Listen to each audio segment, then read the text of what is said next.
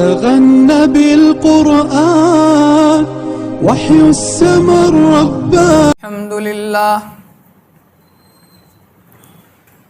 الحمد لله الذي هدانا لهذا وما كنا لنهتدي لولا أن هدانا الله.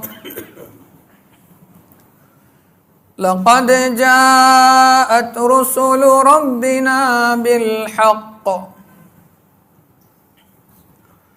صلوات الله وسلامه على سيدنا محمد وعلى آله وصحبه وبارك وسلم تسليما كثيرا كثيرا.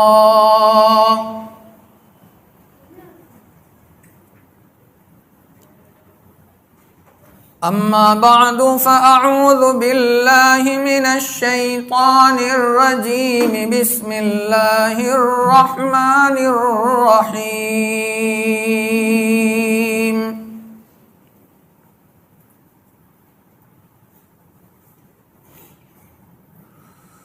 وذكر فإن الذكرى تنفع المؤمنين.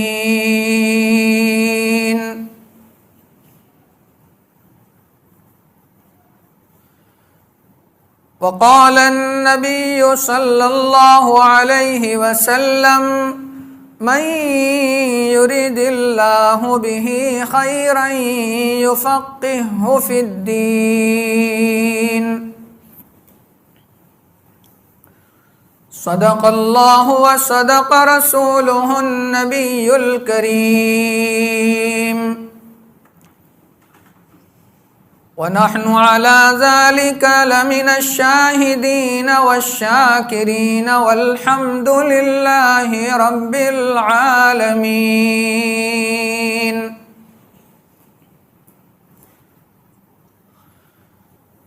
بلغ العلا بكماله كشف الدجى بجماله حسنت جميع خصاله صلوا عليه وآله. اللهم صل على سيدنا محمد وعلى آل سيدنا محمد وبارك وسلم.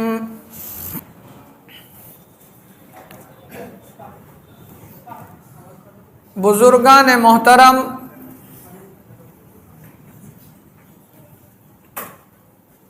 और अजीज दोस्तों,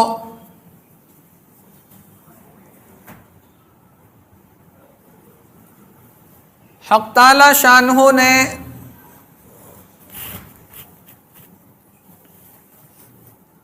बहुत सी नेमतों से हमें नवाजा है।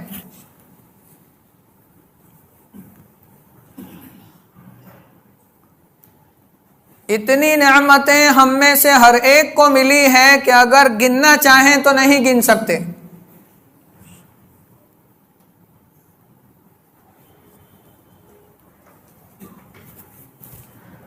और ये दुनिया वालों की आदत रही है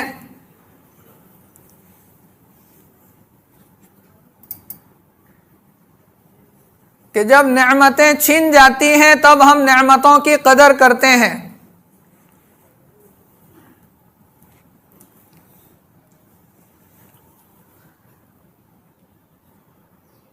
कुरान करीम में खुद हक़ ताला शानहू ने फरमाया, व इन तउद्दू निअमतल्लाहि ला तुहसूहा, कि अगर तुम मेरी नेमतों को गिनना चाहोगे तो नहीं गिन सकोगे।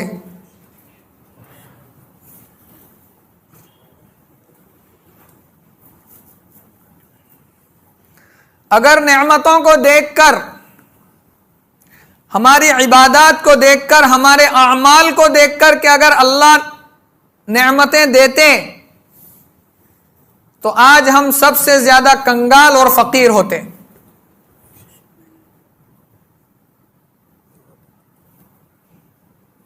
बेहिसाब नेमतें अता करते हैं, गुनाह पर गुनाह करते चला जाता है बंदा, लेकिन अल्लाह नेमतें बंद नहीं करता। काफिर अपने कुफ्र में बढ़ता चला जाता है, नाफरमान अपनी नाफरमानी में बढ़ता चला जाता है, लेकिन फिर भी अल्लाह ताला नेमतें छीनता नहीं है बल्कि और देता है। चूंकि ये दुनिया इम्तिहान गाह है। खलक़ल मौता वल हयाता लियब्लुवकुम अय्युकुम अहसनु अमला। जिंदगी का देने वाला भी अल्लाह और मौत का देने वाला भी अल्लाह। हर इंसान जब आता है, मौत का वक्त मुकर्रर होता है। ये तो हम अपने जबान में कहते हैं कि अचानक एक्सीडेंट हुआ और चला गया। अचानक नहीं गया, अल्लाह के यहां सब लिखा हुआ है, सब तय है किसको कब जाना है।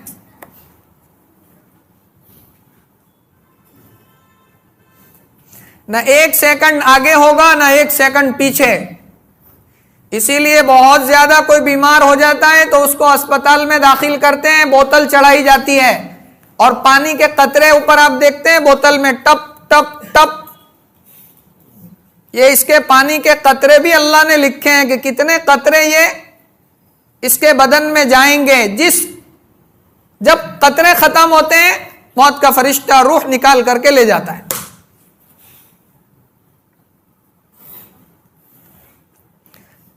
इन सारी नेमतों में सबसे बड़ी जो नेमत बिला मांगे अल्लाह ने अपने फजल से अता फरमाई वो है ईमान। एक पल्ले में सारी कायनात और उसकी सारी नेमतें आप रख दो और दूसरे पल्ले में एक ऐसा इंसान जिसके पास कोई अमल नहीं, खाली ईमान है, तो ये ईमान वाला सबसे ज्यादा कीमती है अल्लाह की नजर में। अल्लाह हमें कदर करने की तौफीक अता फरमाए। अगर ईमान है तो जन्नत का सर्टिफिकेट है, कभी ना कभी जन्नत में पहुंचेगा। अल्लाह जहन्नम से बचा लेंगे। कामयाब इंसान कौन है? कुरान क्या कहता है? फमन ज़ुहज़िहा अनिन नारि व उदखिलल जन्नत फ़क़द फ़ाज़। हमारी नजर में कामयाब कौन है? जिसके पास बेहतरीन गाड़ी हो, बेहतरीन मकान हो, कारोबार हो, कारखाने हो, नौकरों चाकरों खादिमों की कतारें लगी हो, पैसों की रेलपेल हो। दुनिया वालों की नजर में ये कामयाब है। ये वक्ती कामयाबी है, आंख बंद होने के बाद पता चलेगा कि असल कामयाबी क्या है। अंबिया किराम अलैहिमुस्सलातु वस्सलाम का मिशन यही था कि वो दुनिया में रहते हुए आखिरत की कामयाबी की तरफ लोगों को दावत देते थे।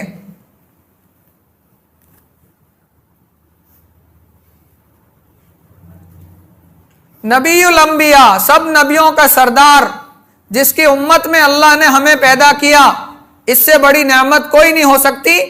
अंबिया किराम अलैहिमुस्सलातु वस्सलाम दुआएं मांगा करते थे कि अल्लाह उस नबी की उम्मत में तो हमें पैदा कर दे। उस नबी, लाडले नबी की उम्मत में बगैर मांगे अल्लाह ने हमें पैदा किया। यह अल्लाह का कितना बड़ा इनाम है।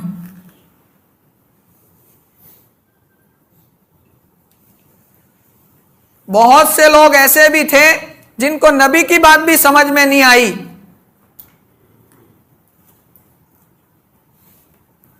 दुनियावी तौर पर वो अपने आप को बहुत बड़ा समझते थे और कुरान नकल कर रहा है, वो यूं कह रहे थे कि हमारे पास मालो दौलत इतना है, हमारे पास ओहदे हैं, सब कुछ है, अगर ए नबी तुम्हारी बात सच्ची भी मान ली जाए कि मरना है न मरने के बाद हिसाब देना है, तो हमारे पास इतनी दौलत है कि हम अपनी दौलत दे करके अपने आप को छुड़ा लेंगे।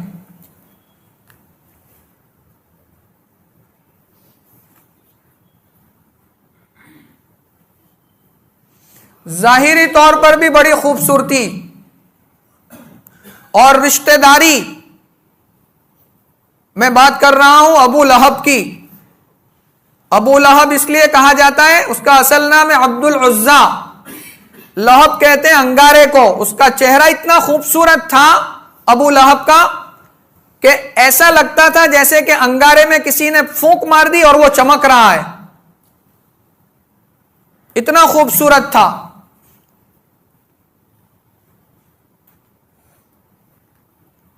और माल भी अल्लाह ने बहुत दिया था।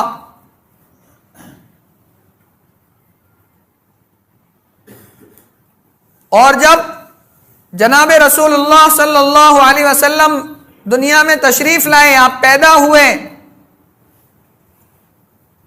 तो सबसे पहली खुशी इसी ने मनाई, अबू लहब ने मिठाइयां तकसीम की। और जब 40 साल के बाद मोहम्मद बिन अब्दुल्ला दुनिया के सामने मुहम्मदुर रसूलुल्लाह बनकर तशरीफ लाए, तो सबसे पहला पत्थर भी इसी बदकिस्मत ने मारा। इसलिए दुनिया वालों का कोई भरोसा नहीं, कब आपको फूलों का हार पहनाए, गुलदस्ता थमाए, और कब आपके ऊपर पत्थरबाजी की जावे।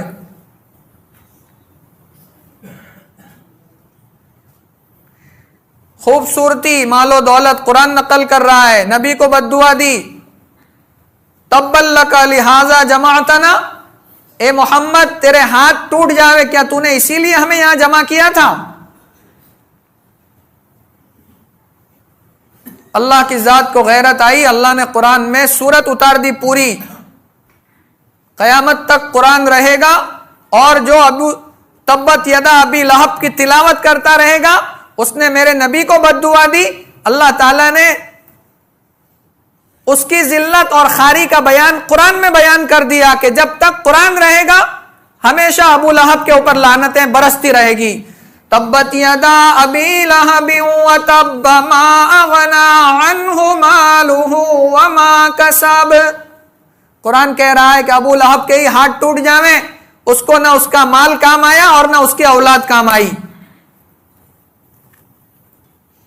दूसरी तरफ देखिए हजरत बिलाल हबशी रदी अल्लाह ताला अन्हु, काले कलोटे, जाहिरी तौर पर कोई खूबी नहीं।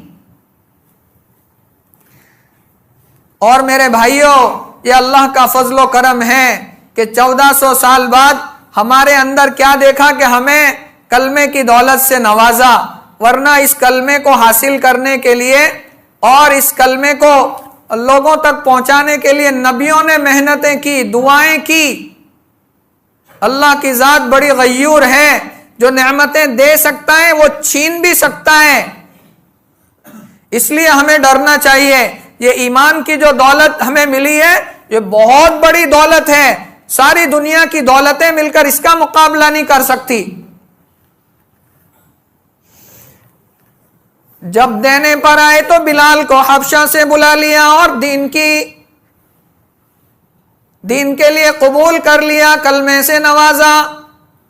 हबशा का रहने वाला काला कलोटा बिलाल हबशी के नाम से मशहूर है। लेकिन जब नबी के कदमों में आकर के गिरा, गुलामी इख्तियार कर ली, तो फिर जब दुनिया में चलता है, जन्नत में नबी के आगे आगे कदमों की चाप सुनाई देती है। नबी की गुलामी की तो मकाम कितना ऊंचा मिला। दुनिया में भी नबी की गुलामी की, अल्लाह ने शरफ बख्शा कि बिलाल जा कयामत के दिन और जन्नत में भी तू नबी का खादिम बनकर जिंदगी गुजारेगा। मेरे तुम्हारे जन्नत में जाने की गारंटी नहीं, लेकिन बिलाल की गारंटी। देने पर आया तो सलमान को फारिस से बुला लिया। सलमान फारसी फारिस के ईरान के रहने वाले हैं, मक्के के रहने वाले, अरब के रहने वाले नहीं हैं। हजरत सुहैब को रूम से बुला लिया और कलमे की दौलत से नवाजा। सुहैब रूमी रदी अल्लाह ताला अन्हु कहां कहां से बुलाकर हिदायत से नवाजा। और वो रब्बुल आलमीन है, परवरदिगार है, नबीउल अंबिया है, सारे नबियों के सरदार मांग रहे हैं।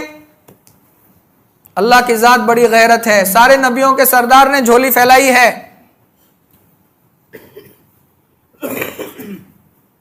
किसके लिए? जिस चचा ने दुनियावी एतबार से सारे सहारों ने साथ छोड़ दिया था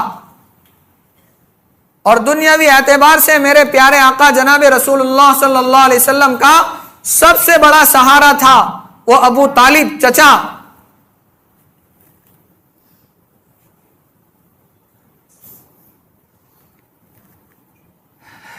नबी की सबसे बड़ी चाहत रही कि मेरे चचा अबू तालिब कलमा पढ़ ले,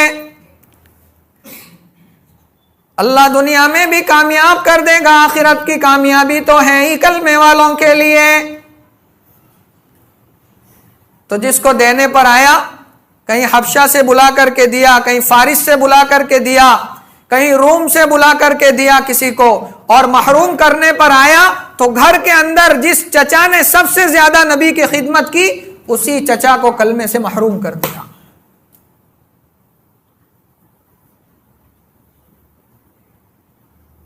फरमाया कान में कह दो, कल कयामत के दिन मैं गवाही दे दूंगा कि अबू तालिब ने कलमा पढ़ा था। एक तरफ सरकार दावत दे रहे हैं और दूसरी तरफ शैतान का टोला अबू जहल वगैरह कान में फूंके मार रहे हैं अबू तालिब के कि अबू तालिब अगर तूने मोहम्मद का कलमा पढ़ लिया तो लोग तुझे थूकेंगे। आज हम लोग भी बहुत से काम शर्मा शर्मी में कि लोग क्या कहेंगे, अब कितना भी अच्छा काम कर लो कुछ लोग तो उसके अंदर भी बुराई निकालेंगे ही। लोगों को देखकर अगर आप जिंदगी गुजारोगे तो मुश्किल हो जाएगी। आज हमारी शादी और ब्याह उलमा ने समझाया सादगी के साथ सुन्नत तरीके पर आसान निकाह करो। समझ में नहीं आया लोग क्या कहेंगे, हमने लोगों का खाया है तो लोगों को खिलाना भी तो पड़ेगा।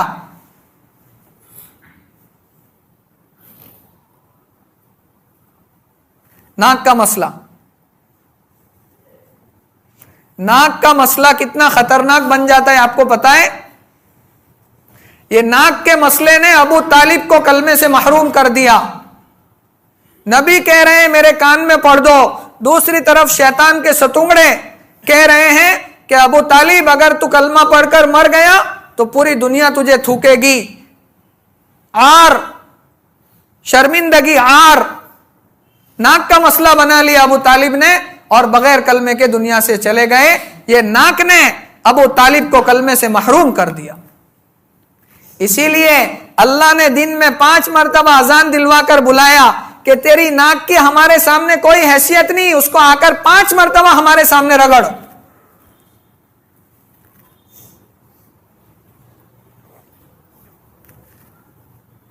तो मेरे भाइयों, ये जो कलमे की दौलत, ईमान की दौलत हमें मिली है, इससे बड़ी दौलत दुनिया में कोई नहीं। अल्लाह हमें इसकी कदर करने की तौफीक अता फरमाए और अपनी आने वाली नस्लों के दीन की हिफाजत करने की हमें तौफीक अता फरमाए। अब हालात दीन को, ईमान को लूटने वाले, ईमान को जला देने वाले हालात से हम गुजर रहे हैं, फितनों के दौर से हम गुजर रहे हैं और कयामत से पहले हालात ऐसे बनेंगे, हदीसों में सब फरमाया।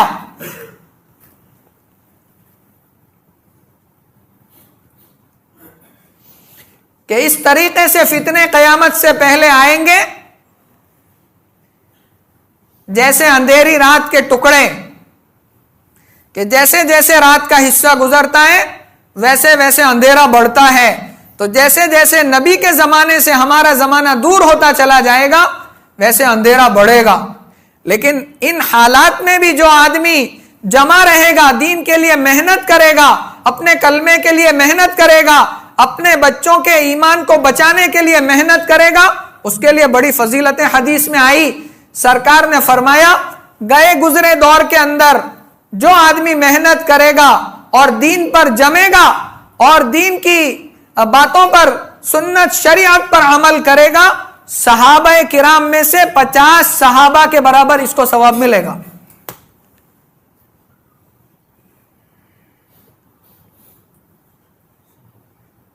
और सहाबा किराम ने अपनी बोटियां करवा दी, लेकिन दीन नहीं छोड़ा।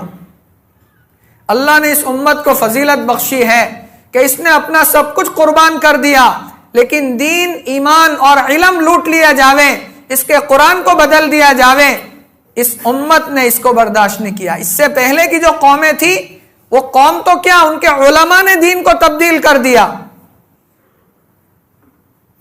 युहर्रिफून अल कलिमा अम मवादिही उलाइका अल्लज़ीना इश्तरऊ अद-दलालत बिल हुदा। उनके उलमा ने दीन में तहरीफ कर दी, तब्दीली ला दी, दीन को बदल दिया दुनिया के खातिर। लेकिन इस उम्मत की यह फजीलत है कि कुरान का एक नुक्ता भी इधर से उधर हो जाए, जान के नजराने पेश कर दिए, अपना सब कुछ लुटा दिया, लेकिन कुरान में, दीन में, सुन्नत में, शरीयत में एक जर्रा बराबर भी तब्दीली आ जाए, इसको इस उम्मत ने गवारा नहीं किया। हजरत हबीब बिन जैद रदी अल्लाह ताला अन्हु, मुसैलमा कज़्ज़ाब, जिसने नबूवत का दावा किया था, झूठा नबी, सरकार ने फरमाया कयामत से पहले दज्जालून कज़्ज़ाबून मिन सलासीन, 30 के करीब छोटे बड़े दज्जाल आएंगे। दज्जाल का माना धोखा देने वाले, दीन का लुबादा ओढ़कर आपको धोखा देने के लिए आएंगे। वो दज्जाल के एजेंट, बहुत संभल करके रहना उनसे। आज दजल और फरेब का दौर चल रहा है, धोखाबाजी। आदमी धोखेबाजी को कमाल समझता है, पहले गुनाह समझता था। जो जितना बड़ा धोखा देकर के अपना जेब भर ले, आज दुनिया उसको कामयाब समझ रही है और वाह वाह कह रही है कि वाह बड़ा बाकमाल है, लाखों रुपये यूं चुटकी बजा करके कमा लेता है।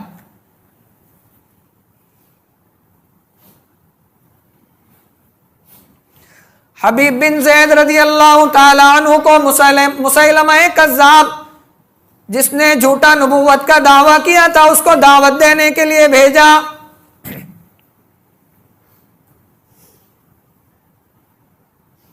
वहां पहुंचे तो कहा, उसने नबी होने का दावा किया था, तो कहा मुझे नबी मानते हो? मोहम्मद रसूलुल्लाह सल्लल्लाहु अलैहि वसल्लम, मोहम्मद को नबी मानते हो? तो हबीब बिन ज़ैद ने कहा जी मानता हूं, मैं गवाही देता हूं। तो फिर कहा कि मुझे नबी मानते हो? तो हबीब बिन ज़ैद कहते हैं कि भाई मुझे सुनाई नहीं देता।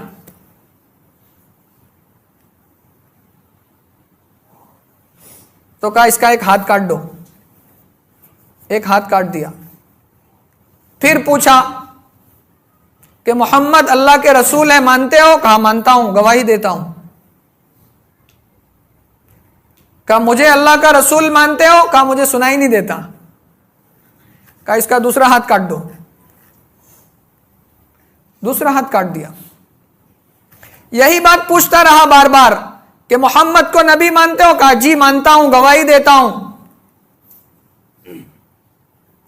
मुझे मानते हो? कहा नहीं, तो सुनाई नहीं देता। एक हाथ काटा, दूसरा हाथ काटा, पैर काटा, चौथा पैर का दूसरा पैर काटा, 4 हिस्से काट दिए। फिर वही बात दोहरा रहा है कि मोहम्मद को नबी मानते हो? कहा मानता हूं। मुझे मानते हो? कहा सुनाई नहीं देता। हाथ पैर काट दिए।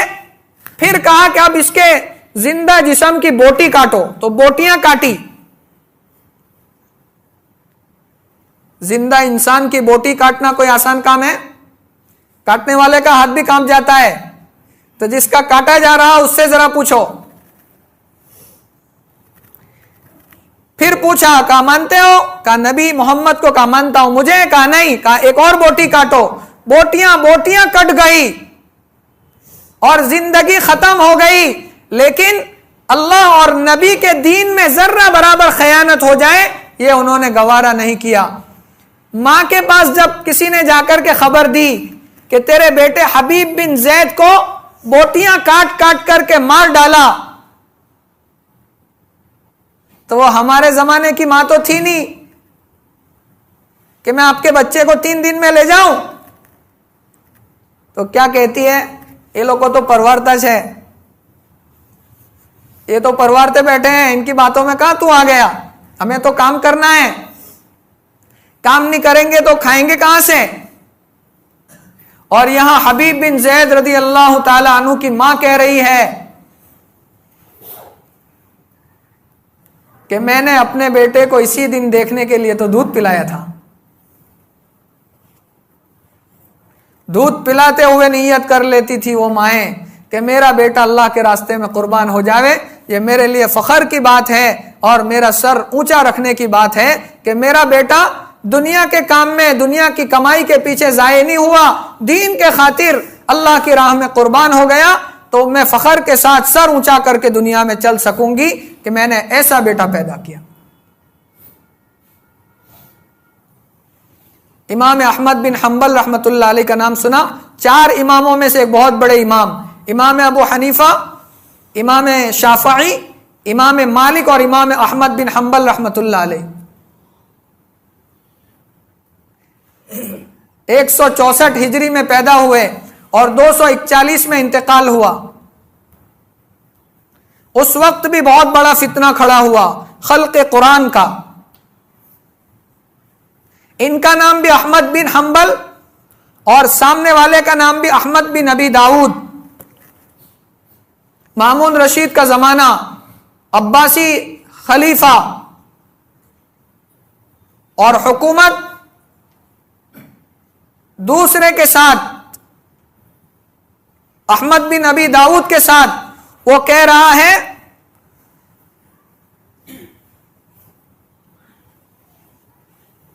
अल्लाह का कुरान मखलूक है। बहुत से बड़े बड़े उलमा ने फतवे लिए उसके पास और सब ने सिग्नेचर करके उसकी तरफ हो गए, अपनी जान बचा ली। बहुत से लोग रूपोश हो गए, छुप गए।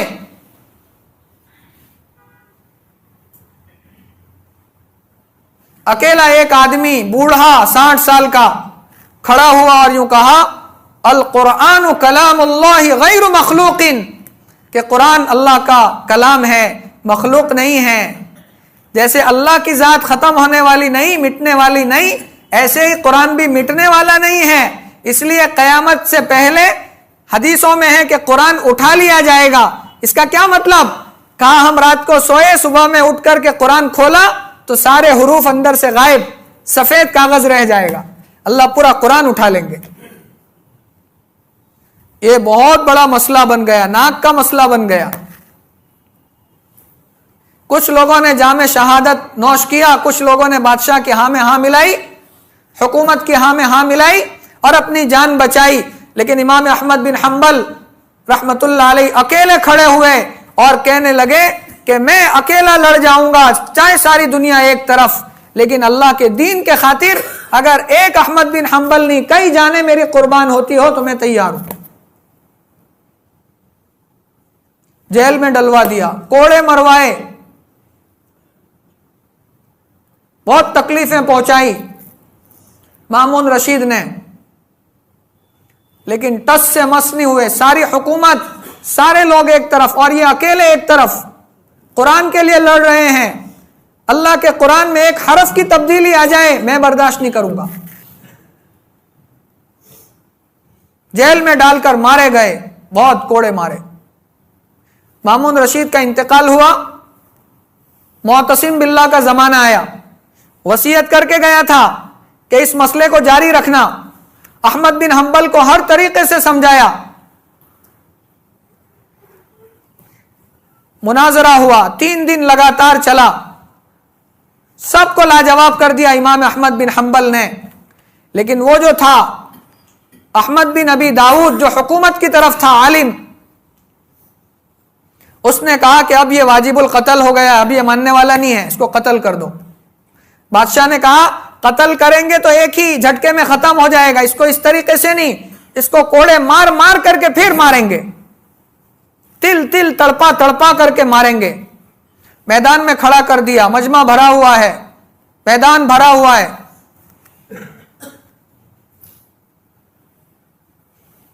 इमाम अहमद बिन हंबल के दिल में भी ख्याल आया कि जान बचाना तो फर्ज है, अगर अभी मैं इसकी बात मान लूं, बाद में चल करके तौबा कर लूं तो अल्लाह माफ कर देगा। कुरान भी कह रहा है इल्ला मन उकरिहा व क़ल्बुहु मुतमइन्नुम बिल ईमान। आप ऐसी जगह पर फंस गए कि आपको गैर लोगों ने घेर लिया, अब आपके पास बचने का कोई रास्ता नहीं है। वो कह रहे हैं कि ये फुला नारा लगाओ, फुला बात बोलो जबान से तो हम तुम्हें छोड़ देंगे। तो शरीयत ने इजाजत दी है कि अपनी जान बचाने के लिए वो जुमले जबान से कह दो, और तुम्हारा दिल ईमान पर मुतमईन होना चाहिए, तो जबान से वो जुमले कहकर अपनी जान बचा सकते हो, बाद में तौबा कर लेना, अल्लाह माफ कर दे। ये रास्ता था इमाम अहमद बिन हंबल के पास। दिल में ख्याल भी आया, लेकिन अचानक एक आदमी दौड़ता हुआ आया इमाम अहमद बिन हंबल के पास और कान में कोई बात कही और चला गया।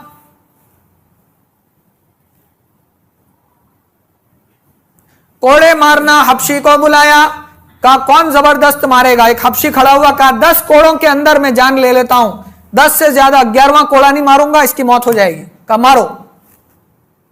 10 हुए, 20 हुए, 30 हुए, 40 हुए, कोड़ों पर कोड़े मारे जा रहे हैं, बदन छलनी हो गया, खून के फव्वारे निकल रहे हैं। एक मौका ऐसा आया, आसमान की तरफ नजर उठाई और हाथ उठाकर कोई दुआ की। बादशाह समझा कि शायद ये मेरे हक में बद्दुआ कर रहे हैं, अगर इसने मेरी बद्दुआ कर दी तो मेरा बेड़ा गर्क हो जाएगा। कहा मेरे लिए बद्दुआ मत करो, नहीं, तू नबी के खानदान, मेरे नबी के खानदान का अहले बैत में से है, अब्बासी खलीफा है, मैं तेरे लिए बद्दुआ कैसे कर सकता हूं।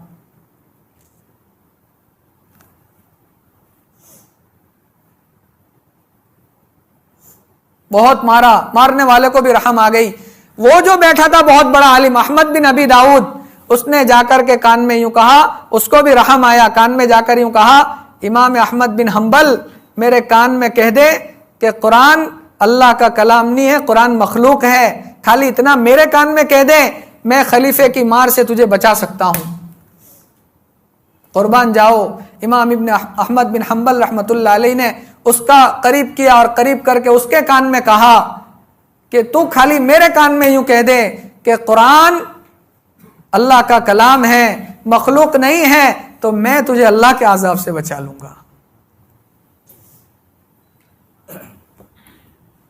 इतनी मार खाई, इतनी मार खाई, हुकूमतें थक गई, लेकिन फिर हुकूमत को झुकना पड़ा और छोड़ दिया। छोड़ देने के बाद किसी ने पूछा कि वो एक आदमी के लिए हमेशा दुआ किया करते थे कि अबुल हैसम उसका नाम, अल्लाह उस पर रहम फरमा, अल्लाह उस पर रहम फरमा। लोगों को बड़ा ताज्जुब हुआ कि ये अबुल हैसम कौन है, इसके लिए इतनी दुआएं करते हैं इमाम अहमद बिन हंबल। तो पूछा कि ये है कौन।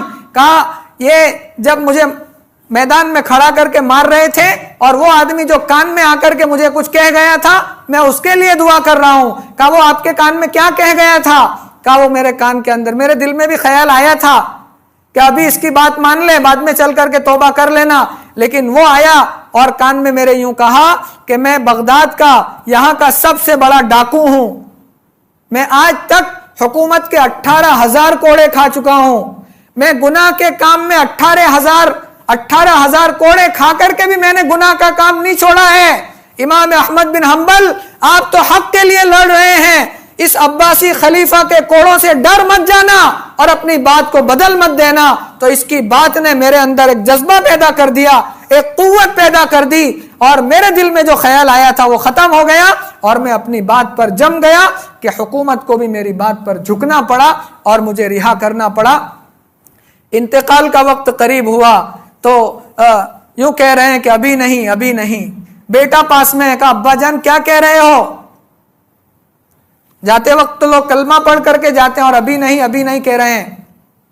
तो कह रहे हैं, तो पूछा तो कहा कि ये शैतान सामने खड़ा है और मुझे कह रहा है कि अहमद बिन हंबल तू बच गया, लेकिन मैं उसको कह रहा हूं कि अभी नहीं बचा। मेरे भाइयों, इतनी कुर्बानियां देने वाले आदमी को जब शैतान आखिरी वक्त में भटका सकता है तो मेरी तुम्हारी क्या हैसियत है। इसलिए अल्लाह ने जो कलमे की दौलत दी है, ईमान की दौलत दी है, मेरे भाइयों इसकी कदर करो और ईमान की हिफाजत के जितने जरिए हैं, चाहे दावत व तबलीग हो, चाहे मसाजिद हो, मकातिब हो, खानकाएं हो, उलमा हो, अकाबिर हो, कुरान की मजलिसों हो, उसके साथ अपने आप को जोड़ो, ताल्लुकात रखो, तो इंशाअल्लाह हमारे ईमान की हिफाजत होगी। आखिरी बात कि जब इमाम अहमद बिन हंबल रहमतुल्लाह अलैह का जनाजा निकला तो 20,000 यहूदियों ने खाली जनाजा देख करके कलमा पढ़ लिया। मेरे भाइयों, उनके जनाजे देख करके लोग कलमे पढ़ लेते थे और आज हमें देख करके लोग ईमान से दूर भागते हैं। क्यों?